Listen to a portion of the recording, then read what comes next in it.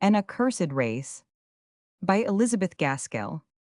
We have our prejudices in England, or if that assertion offends any of my readers, I will modify it. We have had our prejudices in England. We have tortured Jews, we have burnt Catholics and Protestants, to say nothing of a few witches and wizards, we have satirized Puritans, and we have dressed up guys. But after all, I do not think we have been so bad as our continental friends. To be sure, our insular position has kept us free to a certain degree from the inroads of alien races, who, driven from one land of refuge, steal into another equally unwilling to receive them, and where for long centuries their presence is barely endured, and no pains is taken to conceal the repugnance which the natives of pure blood experience towards them. There yet remains a remnant of the miserable people called Cagots in the valleys of the Pyrenees, in the lands near Bordeaux, and stretching up on the west side of France. Their numbers become larger in Lower Brittany. Even now, the origin of these families is a word of shame to them among their neighbours, although they are protected by the law which confirmed them in the equal rights of citizens about the end of the last century. Before then, they had lived for hundreds of years, isolated from all those who boasted of pure blood, and they had been all this time oppressed by cruel local edicts. They were truly what they were popularly called the accursed race. All distinct traces of their origin are lost even at the close of that period, which we call the Middle Ages. This was a problem which no one could solve, and as the traces, which even then were faint and uncertain, have vanished away one by one, it is a complete mystery at the present day why they were accursed. In the first instance, why isolated from their kind, no one knows from the earliest accounts of their state that are yet remaining to us.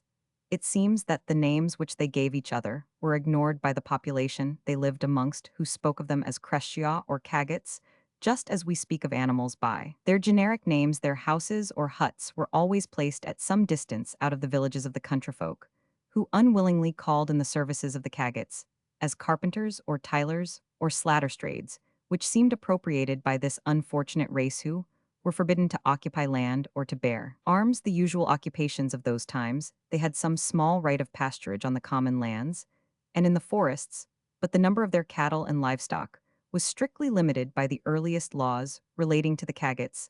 They were forbidden by one act to have more than 20 sheep, a pig, a ram, and 6 geese. The pig was to be fattened and killed for winter food. The fleece of the sheep was to clothe them. But if the said sheep had lambs, they were forbidden to eat them. Their only privilege arising from this increase was that they might choose out the strongest and finest in preference to keeping the old sheep. At Martinmas, the authorities of the commune came round and counted over the stock of each Cagot. If he had more than his appointed number, they were forfeited. Half went to the commune, half to the baillie or chief magistrate of the commune. The poor beasts were limited as to the amount of common which they might stray over in search of grass, while the cattle of the inhabitants of the commune might wander hither and thither in search of the sweetest herbage, the deepest shade, or the coolest pool in which to stand on the hot days, and lazily switch their dappled sides. The Cagot sheep and pig had to learn imaginary bounds, beyond which if they strayed anyone might snap them up and kill them, reserving a part of the flesh for his own use, but graciously restoring the inferior parts to their original owner. Any damage done by the sheep was however fairly appraised, and the Cagot paid no more for it than any other man would have done.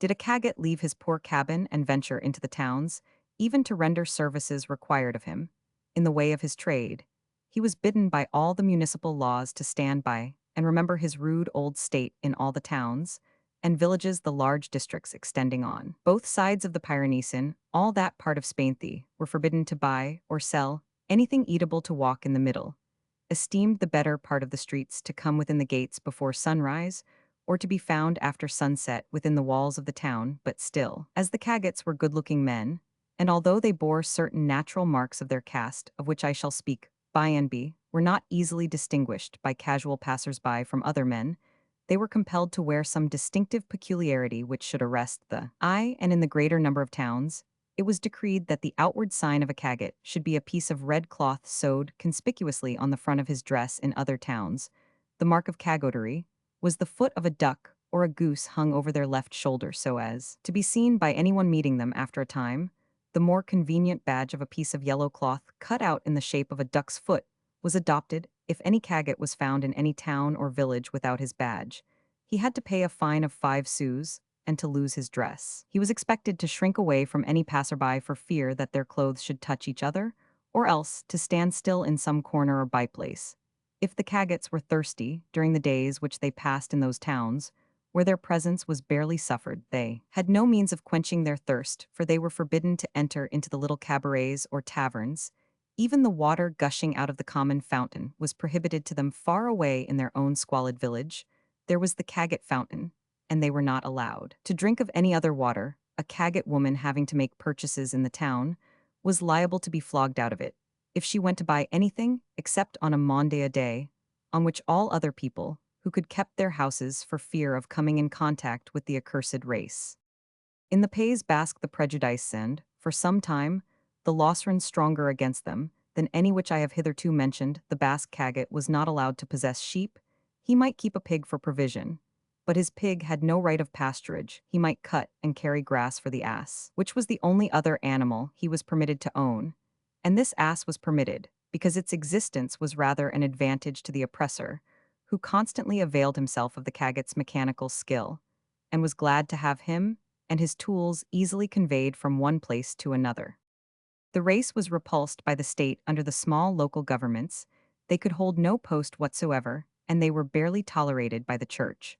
Although they were good Catholics and zealous frequenters of the Mass, they might only enter the churches by a small door set apart for them, through which no one of the pure race ever passed. This door was low so as to compel them to make an obeisance. It was occasionally surrounded by sculpture, which invariably represented an oak branch, with a dove above it. When they were once in, they might not go to the holy water used by others. They had a benitier of their own, nor were they allowed to share in the consecrated bread, when that was handed round to the believers of the pure race. The Cagots stood afar off near the door. There were certain boundarous imaginary lines on the nave, and in the aisles which they might not pass. In one or two of the more tolerant of the Pyrenean villages, the blessed bread was offered to the Cagots, the priest standing on one side of the boundary, and giving the pieces of bread on a long wooden fork to each person successively. When the Cagot died, he was interred apart in a plot burying ground on the north side of the cemetery. Under such laws and prescriptions, as I have described it, is no wonder that he was generally too poor to have much property for his children to inherit, but certain descriptions of it were forfeited to the commune. The only possession which all who were not of his own race refused to touch was his furniture, that was tainted, infectious, unclean, fit for none but Cagots. When such were for at least 3 centuries the prevalent usages and opinions with regard to this oppressed race, it is not surprising that we read of occasional outbursts of ferocious violence on their part in the Basses Pyrenees. For instance, it is only about 100 years since that the Cagots of Rahul has rose up against the inhabitants of the neighboring town of Lourdes, and got the better of them by their magical powers. As it is said, the people of Lourdes were conquered and slain, and their ghastly bloody heads served the triumphant Cagots for balls to play at ninepins. With the local parliaments had begun by this time to perceive how oppressive was the ban of public opinion, under which the Cagots lay, and were not inclined to enforce too severe a punishment. Accordingly, the decree of the Parliament of Toulouse condemned only the leading Cagots concerned in this affray to be put to death, and that henceforward and forever no Cagot was to be permitted to enter the town of Lourdes by any gate but that called Captet Portet. They were only to be allowed to walk under the rain gutters, and neither to sit, eat, nor drink in the town. If they failed in observing any of these rules, the Parliament decreed in the spirit of Shylock that the disobedient Cagots should have 2 strips of flesh weighing never more than 2 ounces apiece cut out from each side of their spines. In the 14th, 15th, and 16th centuries, it was considered no more a crime to kill a Cagot than to destroy obnoxious vermin, a nest of Cagots. As the old accounts phrase, it had assembled in a deserted castle of Mauvezin about the year 1600. And certainly they made themselves not very agreeable neighbours, as they seemed to enjoy their reputation of magicians, and by some acoustic secrets which were known to them, all sorts of moanings and groanings were heard in the neighboring forests, very much to the alarm of the good people of the pure race, who could not cut off a withered branch for firewood. But some unearthly sound seemed to fill the air, nor drink water which was not poisoned, because the Cagots would persist in filling their pitchers at the same running stream. Added to these grievances, the various pilferings perpetually going on in the neighborhood made the inhabitants of the adjacent towns and hamlets believe that they had a very sufficient cause for wishing to murder all the Cagots in the Chateau de Mauvezin, but it was surrounded by a moat and only accessible by a drawbridge, besides which the Cagots were fierce and vigilant. Someone, however, proposed to get into their confidence, and for this purpose he pretended to fall ill close to their path, so that on returning to their stronghold, they perceived him and took him in, restored him to health, and made a friend of him one day when they were all playing at ninepins. In the woods, their treacherous friend left the party on pretense of being thirsty, and went back into the castle, drawing up the bridge after he had passed over it, and so cutting off their means of escape into safety. Them going up to the highest part of the castle, he blew a horn, and the pure race who were lying in wait on the watch for some such signal fell upon the Cagots at their games, and slew them all. For this murder I find no punishment decreed in the Parliament of Toulouse or elsewhere, as any intermarriage with the pure race was strictly forbidden, and as there were books kept in every commune, in which the names and habitations of the reputed Cagots were written, these unfortunate people had no hope of ever becoming blended with the rest of the population. Did a Cagot marriage take place, the couple were serenaded. With satirical songs, they also had minstrels, and many of their romances are still current in Brittany. But they did not attempt to make any reprisals of satire or abuse. Their disposition was amiable, and their intelligence great indeed. It required both these qualities and their great love of mechanical labor to make their lives tolerable. At last they began to petition that they might receive some protection from the laws, and towards the end of the 17th century, the judicial power took their side, but they gained little by this. Law could not prevail against custom, and in the 10 or 20 years just preceding the First French Revolution, the prejudice in France against the Cagots amounted to fierce and positive abhorrence. At the beginning of the 16th century, the Cagots of Navarre complained to the Pope that they were excluded from the fellowship of men, and accursed by the Church, because their ancestors had given help to a certain Count Raymond of Toulouse in his revolt against the Holy See. They entreated His Holiness not to visit upon them the sins of their fathers. The Pope issued a bull on the 13th of May 1500, and 15 ordering them to be well treated, and to be admitted to the same privileges as other men. He charged Don Juan de Santa Maria of Pampeluna to see to the execution of this bull, but Don Juan was slow to help, and the poor Spanish Cagots grew impatient, and resolved to try the secular power. They accordingly applied to the Cortes of Navarre, and were opposed on a variety of grounds. First, it was stated that their ancestors had had nothing to do with Raymond, Count of Toulouse, or with any such knightly personage, that they were in fact descendants of Gehazi, servant of Elisha, second book of Kings 5th chapter 27th verse, who had been accursed by his master for his fraud upon Naaman, and doomed he and his descendants to be lepers for evermore. Named Cagots or Gahits, Jehazites. What can be more clear? And if that is not enough, and you tell us that the Cagots are not lepers, now, we reply that there are two kinds of leprosy, one perceptible, and the other imperceptible even to the person suffering from it. Besides, it is the country talk that, where the Cagot treads the grass withers, proving the unnatural heat of his body. Many credible and trustworthy witnesses will also tell you that if a Cagot holds a freshly gathered apple in his hand, it will shrivel and wither up in an hour's time, as much as if it had been kept for a whole winter in a dry room. They are born with tails, although the parents are cunning enough to pinch them off immediately. Do you doubt this? If it is not true, why do the children of the pure race delight in sewing on sheep's tails to the dress of any Cagot who is so absorbed in his work as not to perceive them, and their bodily smell is so horrible and detestable that it shows that they must be heretics of some vile and pernicious description? For do we not read of the incense of good workers and the fragrance of holiness? Such were literally the arguments by which the Cagots were thrown back into a worse position than ever as far as regarded their rights. As citizens, the Pope insisted that they should receive all their ecclesiastical privileges. The Spanish priests said nothing, but tacitly refused to allow the Cagots to mingle with the rest of the faithful, either dead or alive. The Accursed Race obtained laws in their favor from the Emperor Charles V, which, however, there was no one to carry into effect, as a sort of revenge for their want of submission, and for their impertinence in daring to complain. Their tools were all taken away from them by the local authorities. An old man and all his family died of starvation, being no longer allowed to fish. They could not emigrate even to remove their poor mud habitations from one spot to another. Excited anger and suspicion. To be sure, in 1695, the Spanish government ordered the alcaldes to search out all the Cagots, and to expel them before 2 months had expired, under pain of having 50 ducats to pay for every Cagot remaining in Spain. At the expiration of that time, the inhabitants of the villages rose up and flogged out any of the miserable race who might be their neighborhood. But the French were on their guard against this enforced eruption, and refused to permit them to enter France. Numbers were hunted up into the inhospitable Pyrenees, and there died of starvation, or became a prey to wild beasts. They were obliged to wear both gloves and shoes, when they were thus put to flight, otherwise the stones and herbage they trod upon, and the balustrades of the bridges that they handled in crossing, would according to popular belief have become poisonous. And all this time, there was nothing remarkable or disgusting in the outward appearance of this unfortunate people. There was nothing about them to countenance the idea of their being lepers, most natural mode of accounting for the abhorrence in which they were held. They were repeatedly examined by learned doctors, whose experiments, although singular and rude, appear to have been made in a spirit of humanity. For instance, the surgeons of the King of Navarre, in 1600 bled 22 cagots, in order to examine and analyze their blood. They were young and healthy people of both sexes, and the doctors seem to have expected that they should have been able to extract some new kind of salt from their blood, which might account for the wonderful heat of their bodies.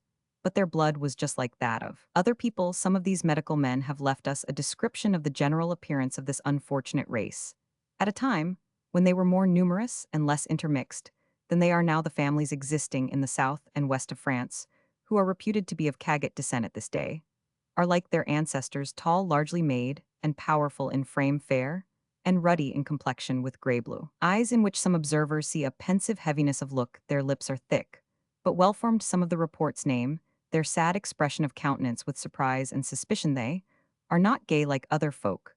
The wonder would be if they were Dr. Guyon, the medical man of the last century, who has left the clearest report on the health of the Cagots, speaks of the vigorous old age they attain to. In one family alone he found a man of 74 years of age, a woman as old gathering cherries, and another woman aged 83, was lying on the grass having her hair combed by her great-grandchildren. Dr. Guyon and other surgeons examined into the subject of the horribly infectious smell, which the Cagots were said to leave behind them, and upon everything they touched, but they could perceive nothing unusual on this head. They also examined their ears, which, according to common belief, a belief existing to this day, were differently shaped from those of other people, being round and gristly, without the lobe of flesh into which the earring is inserted. They decided that most of the Cagots whom they examined had the ears of this round shape, but they gravely added that they saw no reason why this should exclude them from the goodwill of men and from the power of holding office in church and state. They recorded the fact that the children of the towns ran buying after any Cagot who had been compelled to come into the streets, to make purchases in allusion to this peculiarity of the shape of the ear, which bore some resemblance to the ears of the sheep, as they are cut by the shepherds in this district. Dr. Guyon names the case of a beautiful Cagot girl who sang most sweetly and prayed to be allowed to sing canticles in the organ loft. The organist, more musician than bigot, allowed her to come, but the indignant congregation, finding out whence proceeded that clear, fresh voice, rushed up to the organ loft and chased the girl out, bidding her remember her ears and not commit the sacrilege of singing praises to God, along with the pure race. But this medical report of Dr. Guyon, bringing facts and arguments to confirm his opinion that there was no physical reason why the Cagots should not be received on terms of social equality by the rest of the world, did no more for his clients than the legal decrees, promulgated 2 centuries before had done. The French proved the truth of the saying in Hudibras: "He that's convinced against his will is of the same opinion still." And indeed, the being convinced by Dr. Guyon that they ought to receive Cagots as fellow creatures only made them more rabid, in declaring that they would not. 1 or 2 little occurrences, which are recorded, show that the bitterness of the repugnance to the Cagots was in full force at the time just preceding the first French Revolution. There was a Roman 1000 Abidos, the curate of Lourdes and brother to the seigneur of the neighboring castle, who was living in 1700. And 80, he was well educated for the time, a travelled man, and sensible and moderate in all respects. But that of his abhorrence of the Cagots, he would insult them from the very altar, calling out to them, as they stood afar off, "O ye Cagots damned for evermore." One day, a half-blind Cagot stumbled and touched the censer borne before this Abbe de Lourdes. He was immediately turned out of the church, and forbidden ever to re-enter it. One does not know how to account for the fact that the very brother of this bigoted Abbe, the seigneur of the village, went and married a Cagot girl, but so it was, and the Abbe brought a legal process against him, and had his estates taken from him solely on account of his marriage, which reduced him to the condition of a Cagot, against whom the old law was still in force. The descendants of this Seigneur de Lourdes are simple peasants at this very day, working on the lands which belonged to their grandfather. This prejudice against mixed marriages remained prevalent. Until very lately, the tradition of the Cagot descent lingered among the people long after the laws against the accursed race were abolished. A Breton girl, within the last few years having two lovers each of reputed Cagot descent, employed a notary to examine their pedigrees and see which of the two had least Cagot in him, and to that one she gave her hand. In Brittany, the prejudice seems to have been more virulent than anywhere else. Roman 1000 Émile Souvestre records proofs of the hatred borne to them in Brittany so recently as in 1835. Just lately a baker at Hennebon, having married a girl of Cagot descent, lost all his custom. The godfather and godmother of a Cagot child became Cagots themselves by the Breton laws, unless, indeed, the poor little baby died before attaining a certain number of days. They had to eat the butcher's meat, condemned as unhealthy. But for some unknown reason, they were considered to have a right to every cut loaf turned upside down with its cut side towards the door, and might enter any house in which they saw a loaf in this position, and carry it away with them. About 30 years ago, there was the skeleton of a hand hanging up as an offering in a Breton church near Quimperle, and the tradition was that it was the hand of a rich Cagot who had dared to take holy water out of the usual benitier some time, at the beginning of the reign of Louis XVI, which an old soldier witnessing, he lay in wait, and the next time the offender approached the benitier he cut off his hand, and hung it up dripping with blood as an offering to the patron saint of the church. The poor Cagots in Brittany petitioned against their opprobrious name, and begged to be distinguished by the appellation of malandrins to English ears. One is much the same as the other, as neither conveys any meaning. But to this day, the descendants of the Cagots do not like to have this name applied to them, preferring that of malandrin. The French Cagots tried to destroy all the records of their pariah descent in the commotions of 1789, but if writings have disappeared, the tradition yet remains and points out such, and such a family as Cagot or malandrin or oiselier, according to the old terms of abhorrence. There are various ways in which learned men have attempted to account for the universal repugnance in which this well-made powerful race are held. Some say that the antipathy to them took its rise in the days when leprosy was a dreadfully prevalent disease, and that the Cagots are more liable than any other men to a kind of skin disease, not precisely leprosy, but resembling it in some of its symptoms, such as dead whiteness of complexion and swellings of the face and extremities.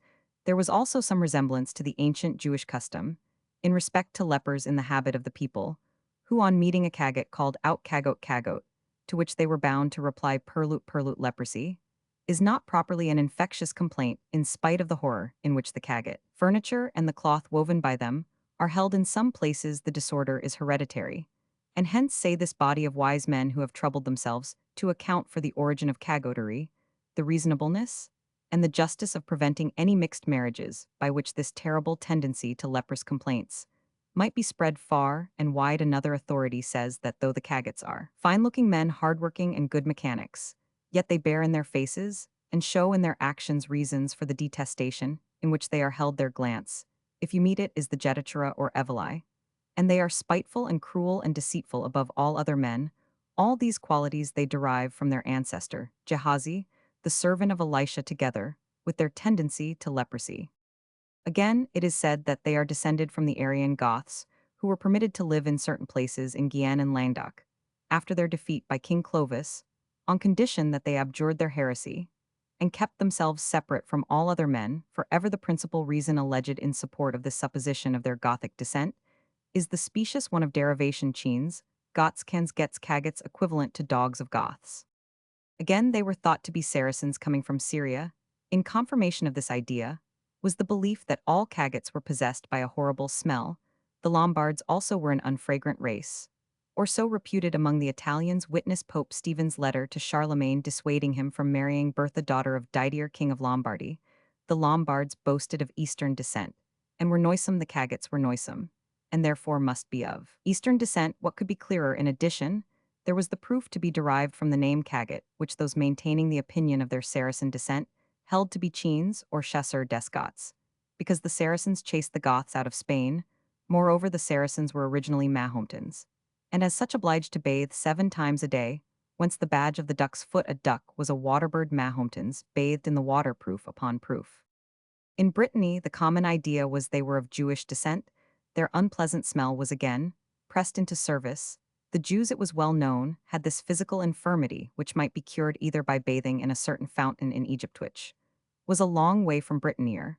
By anointing themselves with the blood of a Christian child blood, gushed out of the body of every Cagot on Good Friday, no wonder, if they were of Jewish descent. It was the only way of accounting for so portentous a fact again. The Cagots were capital carpenters, which gave the Bretons every reason to believe that their ancestors were the very Jews who made the cross, when first the tide of emigration set from Brittany to America.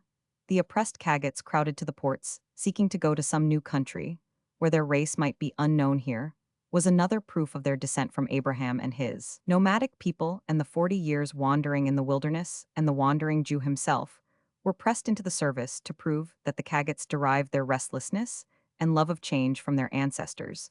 The Jews also practiced arts magic, and the Cagots sold bags of wind to the Breton sailors' enchanted maidens to love Themaidens, who never would have cared for them, unless they had been previously enchanted maid hall. Rocks and trees give out strange and unearthly noises, and sold the magical herb called bonsixes.